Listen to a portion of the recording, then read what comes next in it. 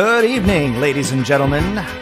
It's time for another exciting round of History Bluffs, where truth can be as strange as fiction. I would like to welcome now to your screen our host, Gina. Hi, everybody. Welcome to History Bluffs. Here is the night where you're going to discover whether truth is stranger than fiction, or whatever we're supposed to say right now. So welcome to the show. And I just want to let you know a couple of the rules in just a second. But first, before we start that, I want to introduce our players. And so please, with thunderous rounds of applause that we cannot hear, welcome to the stage Carlos Rivera. As his name implies, he's a good flow. Then, I said you're a good flow, because doesn't Rivera mean river in Spanish? Sure. Oh, okay. Do you speak Spanish? Yes. Or Riviera. I don't know which one it is. What's Riviera mean? I mean, probably that, since you speak Spanish. So, and I don't. So, thanks. And well, anyway, I know that Carlos means Charles, which means king. See, I did. Gina means queen. Oh my gosh, king and queen right here. We don't even have to keep going. But we are. But we're gonna keep going, because I want to introduce Alan with 2 L's, but just one Elizabeth. Hello, how's everybody doing? Good. Alan, what does Alan mean? That's a great question. I have no idea. Cancel him. Adam, cancel him. If the N were an H, it would be worshipped by Muslims. So I literally, that's the best I got for you. Otherwise, I have no idea. It's a name that came from England, as far as I know. Okay, all right. Well, we have another person with two first names, or 2 last names, really, however you want to look at it. Mr. Chris Berry. Hello. Hello, Christopher. What's up? Well, hi, Gina. How are you? Yeah, my name, Christopher, is derived from Christ. Not that I'm bragging about that or anything. I'm just saying it's derived from Christ. Oh, that's very cool. I don't think of him at all when I think of you. So most people don't. We're going to start, though, because we've already gotten a little bit of history. So see how that goes. And these guys right here, they're going to be telling you stories. And I'm going to, is this the part where I explain the rules, Adam? Yeah, sure. The rules will be great to throw up on the screen right now, but since I've got the button, I'll put them up. You tell them about it. Okay, that's great. And then no throwing up, please. But just so that you know, Alan and Chris and Carlos, they're going to be telling you 2 stories, 3 stories, 1 story each in 3 different rounds. And what I'm going to do is I'm going to give them a topic right now. The topic is bow, B-O-W, or bow, depending on how they interpret it. And so what's going to happen is they're going to tell you a story. The story is going to be completely true, or it is going to be a fib, a bluff. So they're going to all try throughout the whole show to try to bluff you. So your job as the studio audience is to see if they are bluffing, or to see if they are telling the truth. You're welcome to ask questions in the side. We'll answer those if we can. But the other thing is, right now, they're going to have 2 minutes to look up their topic. Are we keeping that, or are we going to nix that? No, they've been doing it while you're talking. So Okay. the 2 minutes has already begun. All right, great. So guys, keep looking up, get whatever you need about this topic. And then once we get to the start of the show, we're going to have each person one by one tell you little parts of their story. And again, watch to see if they're bluffing. But you at home, if you could do us a favor, don't as little as you can. If you want to look stuff up and see if they're telling the truth, that's great. But if you don't mind, please don't share it in the comments, because part of the fun is to see who of the 3 are going to be trying to bluff you. So if you want to play, don't look anything up. If you do look something up, don't ruin it for anybody else. So that's pretty much it. Those are the rules. And Adam, are we ready, or do we still need to give them more time? I don't know. Let's do a check-in. Let's do a check-in. Hey, guys. Hello. What's going on? I have Folded Arms by Carlos, which is usually an indication that we're not into it. So are you ready? No, now he's ready. Okay. I'm ready. I'm ready. I'm stubborn and ready. Yep. And I got I'm looking at you through my finger from Alan, and I got the thumbs up from Chris. So let's do this. First, I'm going to start, introduce him first. He is the king. Let's start with Carlos. Hello. So, bow or bow, or, well, really not bow. Forget bow. Bow makes me think of like a bow on a gift. So hold on. Are we officially starting round one? Hold on now. Are we officially starting round one? My apologies. And I'm supposed to be the queen, but I forgot this. Round one. And I should tell you this because I'm going to screw with you guys for the whole show. So round one, the way that works is actually you only have, and you may want to speak faster, is 1 minute to do round one. Woohoo! 1 minute. Yeah, 1 whole minute. And so we'll start as soon as there's going to be a cool sundial that will appear. Carlos. All right. Oh, go Adam. Round one has officially begun. Carlos, we're putting 60 seconds on the clock. Gina, tell him to go. Go.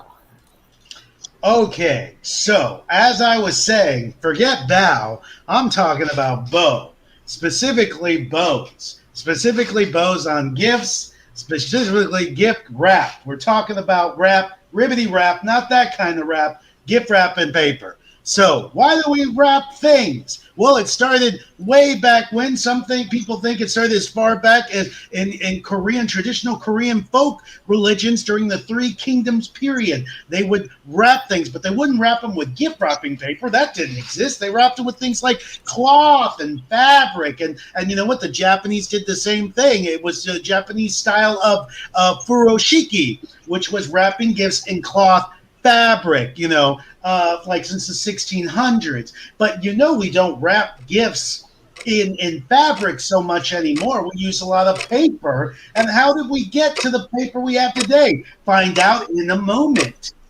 Oh, very good use of cliffhanger hashtag. Carlos, I have a question, Carlos. Yes. Did they use the Sunday funnies? Did the Koreans from the 1300s use the Sunday funnies? No. Did the Japanese in the 1600s use the Sunday funnies? No. That's right. The Sunday funnies were probably carved into rocks. So, fair. All right. So not accurate. No? They had no sense I of think humor? you're the bluffer. I'm trying to give the audience a little bit to go on so that they can understand whether you're lying or not. Because they can see your tells, as you answer questions. So I'm just saying. Alan, why don't you I go? do gamble with the whole audience, so that makes sense. What's that? I do play poker with the whole audience, so they can see my tells by now. Yeah, that's true. So let's go back to Alan now. He's going to be the second person telling you his story in round one, starting now. Well, forget about the bow because I'm talking all about the bow. That's right, the bow of a ship. And I just wanted to say that the bow of the ship was very essential during naval warfare because, of course, that's the direction where the ship would go. But it was the broadside, either the port or the starboard side, where all the cannons were placed. So showing your broadside in naval warfare was an essential way to show your enemy the most of your offensive capability. So shooting off all the cannons on your broadside towards an enemy's bow, which they could only place at most 1 or 2 guns, was completely ideal. So the best case scenario was that you would show the broadside of your ship to the enemy bow and fire one across their bow. Boom! Oh, is that where across the bow comes from? Correct. That's amazing. And also, I learned something. I hope that the studio audience learned something with me, that showing your broadside is not at all what you really think. I've learned something today because I had very other things in mind. So. And on that note, Chris, named after our savior, or perhaps not yours, mine, and I'm okay with that. You do you. Let's have Chris tell us his story. Ready, set, go. All right. Well, I am talking about Bo, but the person Bo Derek. And there were a couple of Bo's that came to mind. I first thought of Bo Diddley, the blues guitar player, and then Bo Jackson, the football and baseball player, and then Bo Derek, the sex pot starlet, the 80s, 90s, and earlier. And her real name, yes, that's right, harp playing music. Her real name actually was Sharon Merkel, and she comes from Germany, but she's not related to the former Prime Minister of Germany, Merkel, Angela Merkel. But interestingly, she didn't start out to be in entertainment. She was discovered at a fashion show.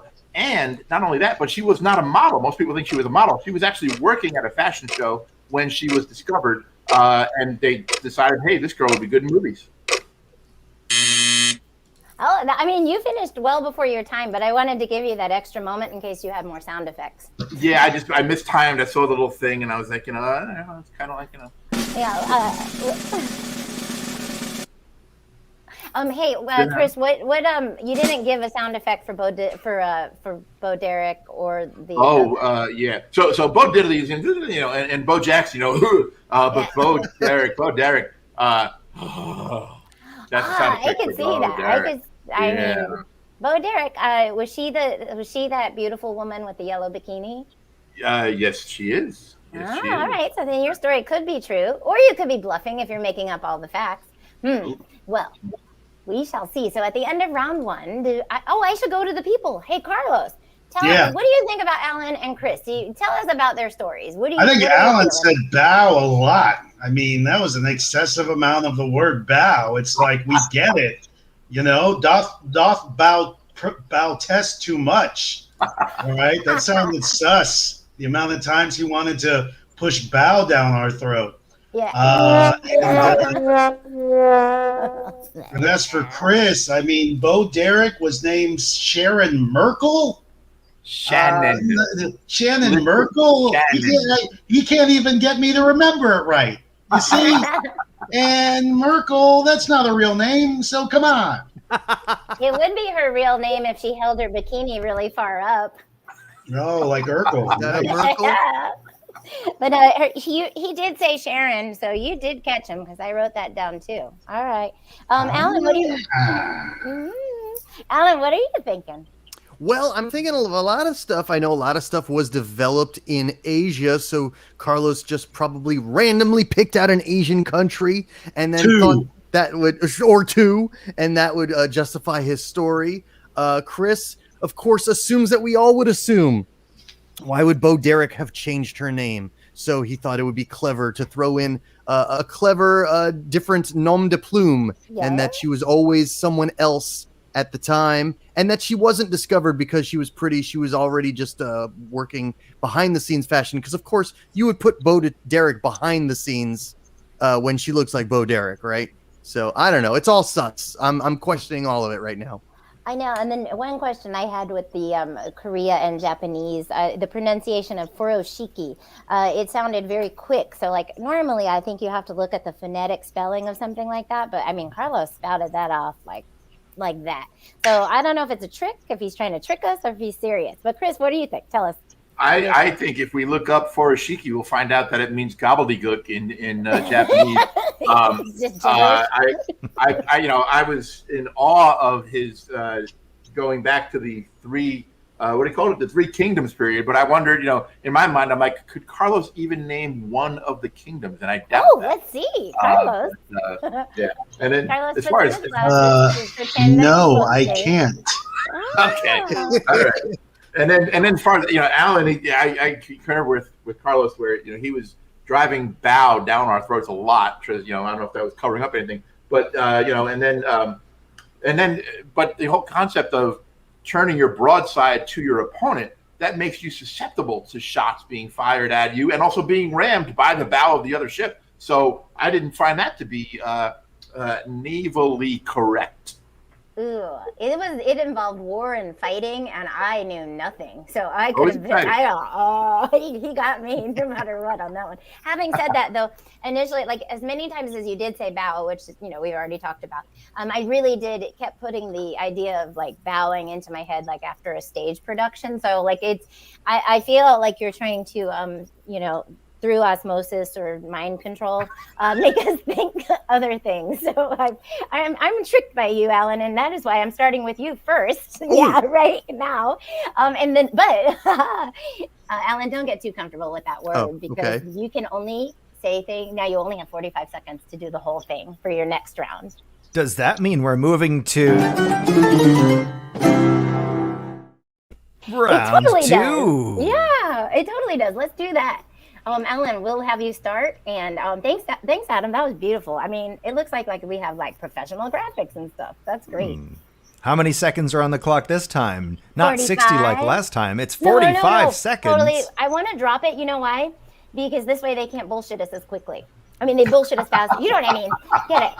This is why I'm not doing it this week. We can't forward Shaki or for Kashi, whatever it was he said. Yeah, for Shiki. Alan, ready, set, go. All right, so the line of battle tactic that allowed efficient use of the broadside fire was not put into general use until the mid-17th century, as was described by English general at sea Robert Blake in his Laws of War and Ordinances of the Sea. The previous solution was to make sailing ships fire backwards from the stern as a defensive measure, or forward from the bow as an offensive measure. The latter was only partially achieved by either angling the side guns toward the bow or stern as far as the ship's structure would allow, or by placing guns on the stern castle and firing them in an arc on either side of the forecastle. Time's up. Very good, Alan. My questions then become, did you just take Machiavelli's Art of War and just switch the title? Sure. Oh, okay. He might be telling the truth because that tricked him. I know Sun Tzu's Art of War. I'm not sure about Machiavelli's Art of War. Oh no, he's the prince. That's right. Yes, okay. But he's also very manipulative, so I'll give it to you. Yeah. Oh, thanks. That's very good. I think Gina's the bluffer. No. Carlos, I'm the queen. You're the king. Machiavelli is the prince. Both of which I have, and I should know that.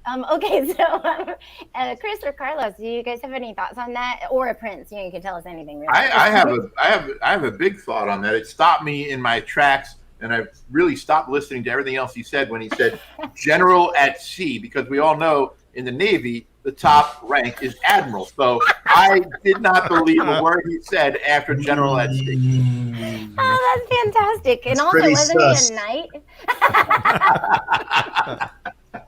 It's the internet, people. I got to go with what I read. I thought it was Sir Robert Blake, and that implies a horse. So I don't know. Does it? Yeah, like a knight, like a horse. Okay, that's fair. Yeah, okay, thanks. Okay, The Carlos. opposite of an admiral on land. Okay, Carlos, you smartass. What do you have to say? All I heard in Alan's spiel was bow bow bow bow bow bow bow bow. That's all I heard because of all the he's doubling down on the bows as far as I'm concerned. Throwing in a broad here and there. Couple of broads to cover up all the bows, overcompensating for the lie. All right. Well, I think that it is time because Chris was rather. He showed a little bit of control in that round. The rest of us are all like, lies. Chris, it's your turn for round 2, and you have 45 seconds starting now.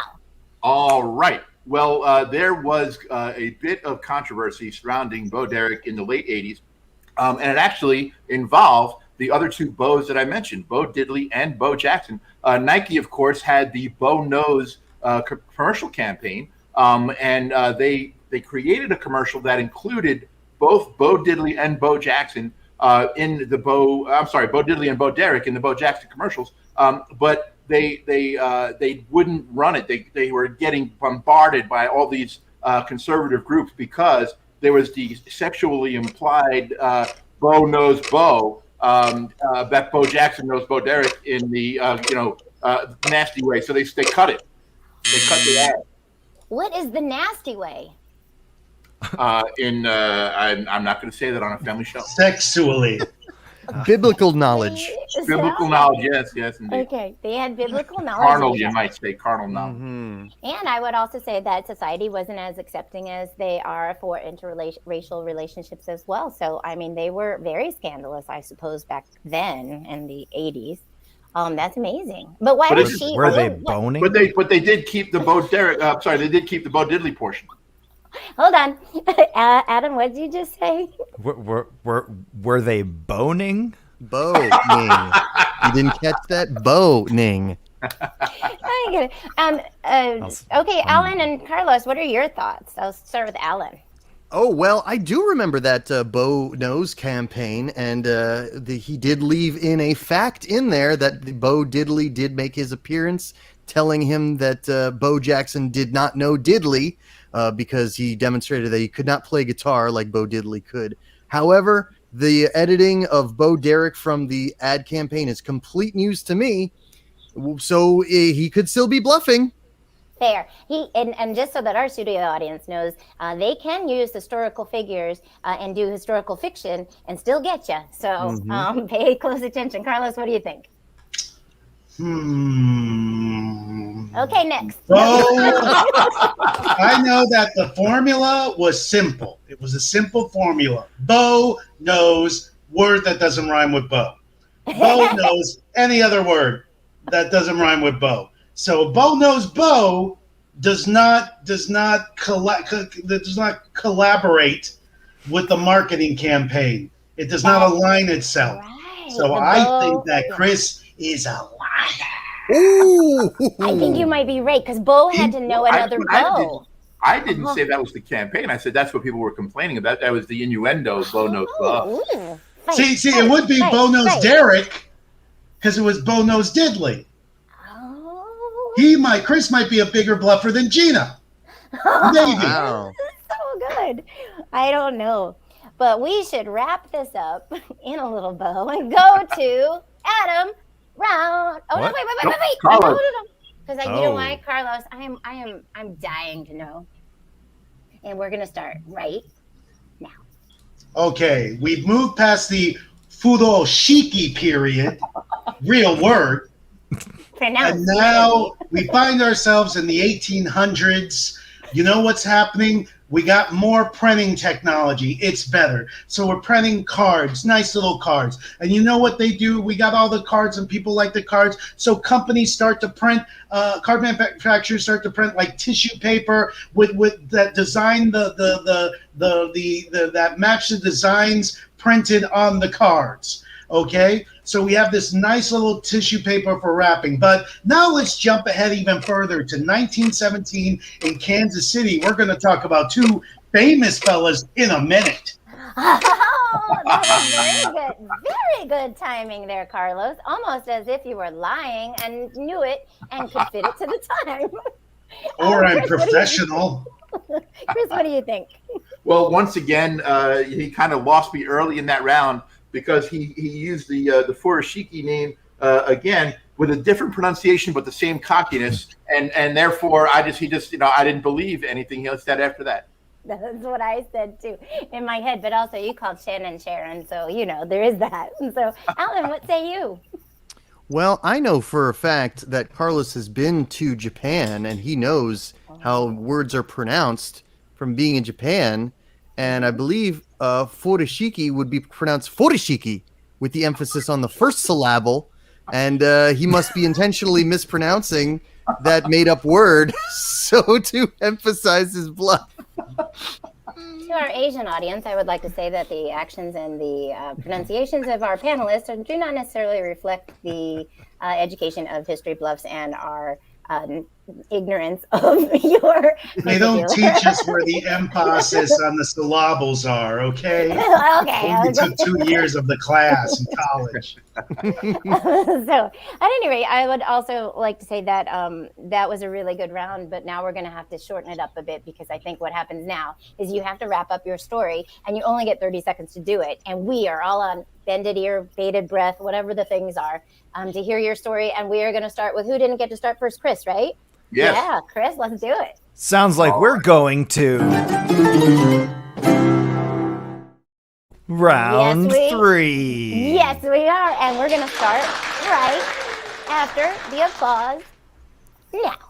All right. So even though there's been all this talk about actresses as they age, they stop working, they don't get enough offers and such, I'm happy to say that Bo Derek is still featured often today on both the big screen and TV, but it's mostly in commercials in Latin and South America. And she also runs her own hair product line, which of course she was known for the movie 10. Her hair and her curly hair, kind of like mine, but hers was much nicer. And that's what she's known for nowadays.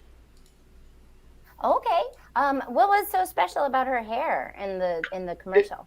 In the movie 10, that was the famous her beaded hair became like a trend back in the late 80s, mid 80s. It was slow motion, right? Like that. Yes, that's right. Okay. Gina, Yep. And it made boys like me go. Oh. Did you just give Chris some bonus moments? Oh, This can never get old. Okay. Adam's puns are terrible.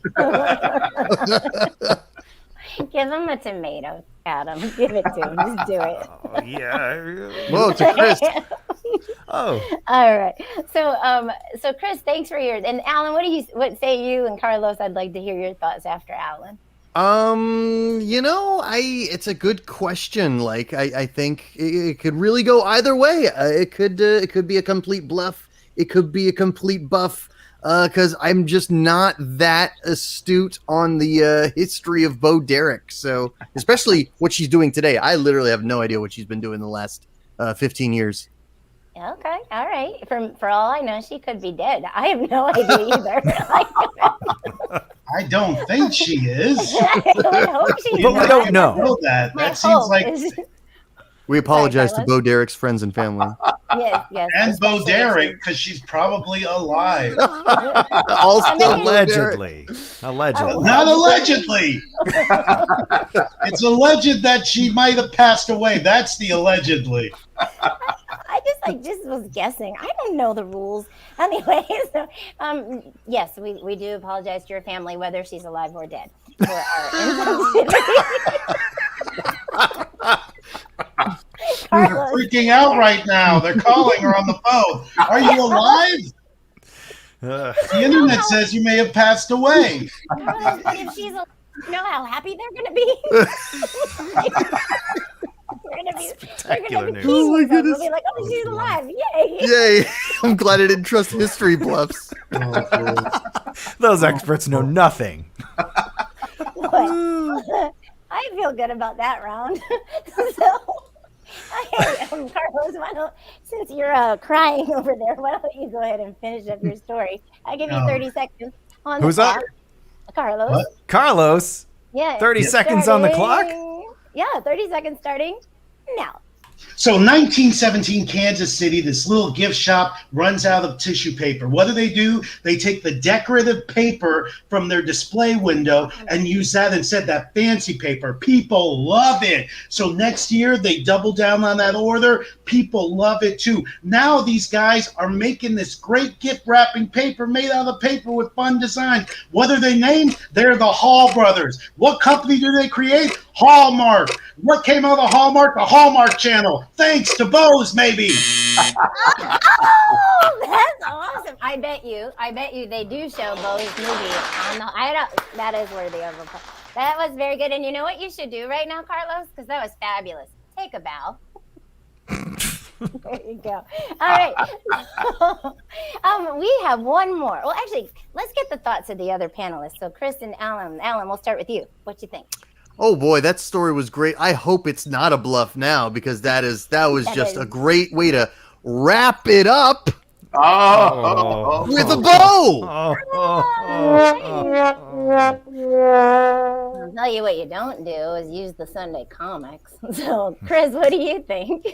Well, I'm still, we go from the 1300s Korea to the 1600s Japan to 1917, which was the beginning of, for us in the U.S., World War I, and they were worrying about wrapping paper, beginning of World War I in Kansas City, of all places. I think, I don't know, I think we're going to see Carlos bow out of this one as the liar. I feel that, but I also feel that Kansas City was not necessarily an integral part of the World War. Yeah, why would they care in Kansas City? I'm just They sent boys over there too. I mean, and that was like the very start. And it takes a long time to get overseas. It took a long time back then. So I don't think we were quite there in time. So I'm kind of inclined. Now I'm tricked. You guys are tricking me. So Alan, what do you think? Oh, you already said you did. All right, let's move on. We have one more person to talk, and that is Alan. So let's hear the end of his story now. All right. Well, a lot of people were wondering about the parts of the ship. So the bow, I've been talking extensively. The bow is the front of the ship. The rear of the ship is the stern, sometimes known as the aft.